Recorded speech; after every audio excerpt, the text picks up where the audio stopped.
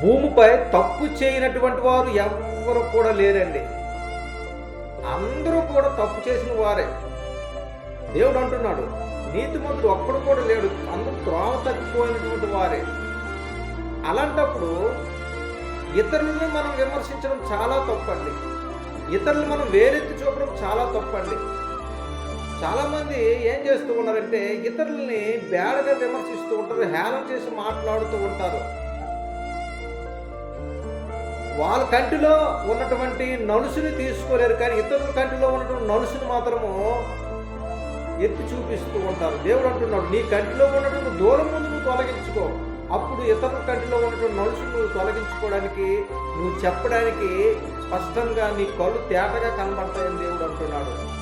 అంటే దేవుడు డైరెక్ట్ చెప్తున్న మాట ఏంటంటే, ముందు నీ వీపుని నువ్వు సరిచూసుకోరు బాబు అని అంటున్నాడు దేవుడు.